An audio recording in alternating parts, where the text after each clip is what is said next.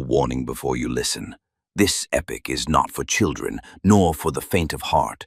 We retell the ancient Greek myths as they were born, unfiltered, unsoftened. Scenes of violence, curses, betrayals, and a hunger for power that shows no mercy. Given the many conflicting versions of the Titan War, the events have been rebuilt to complete the missing pieces. Here, we tell the myth as it was meant to be told. Sources and references are listed in the episode description. In this epic audio saga, we tell the story of the Titan War, clash of weapons and the fall of time. Prologue.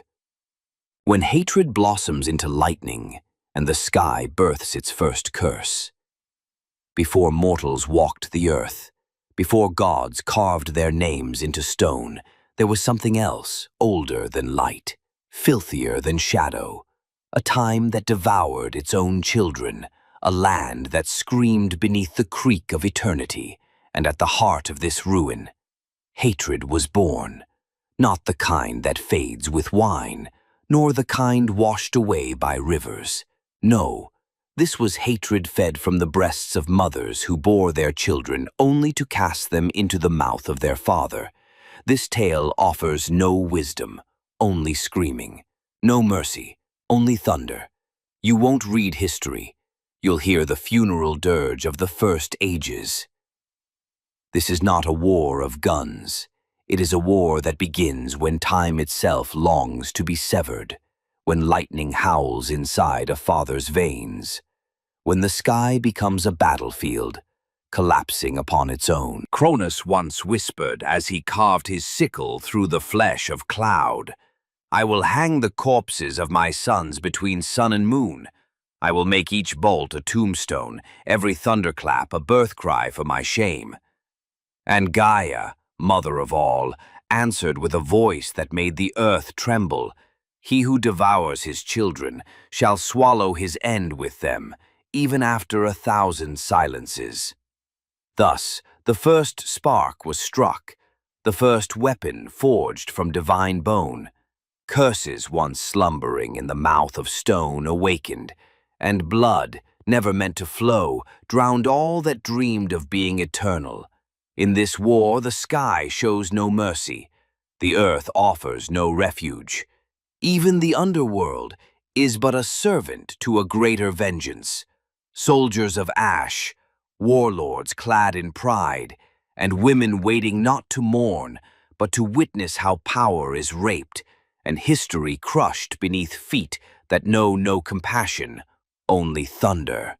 Here, lightning will speak, time will bleed, and the sickle will fall, not from a father's hand, but into the grip of one bold enough to curse him while he still breathes. You'll hear Zeus proclaim, "I will not be your son, I will be your final sin."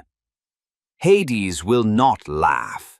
He'll open the gates of hell and say, "I was not born to be buried. I was born to bury you," screaming. And Poseidon will not speak. He'll thrust his trident into the heart of the sea and let the ocean confess sins that cannot be forgiven. This is not an introduction. It's a slap to the face of anyone who ever believed gods are born of pure light. Here, gods are born of hatred that cannot die, of betrayal that will never be forgotten, of wombs that birth only storms.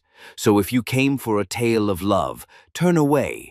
If you thought this story ends with the triumph of good, close your ears.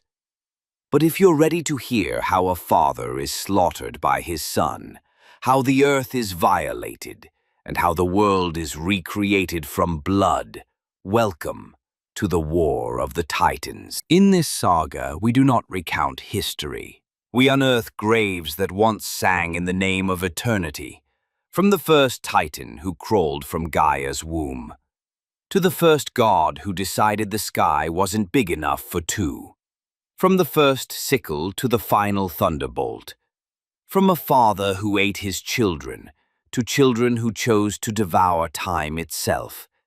This isn't just the war of the Titans. It is the story of every throne drenched in screaming, every sky that once believed it would never fall, and fell. This chapter of the epic has come to an end, but remember, what you've just heard is not a record of facts, but the echo of a myth, a story born from the imagination of the ancients, etched into the long memory of humankind. If this tale stirred something in you, if it opened a door to reflection or wonder, don't forget to support the channel and share the journey with those you love. And in the comments, tell us which moment in this chapter struck you the most and why. We'll meet again in the next chapter of this audio odyssey through time. Until then, farewell.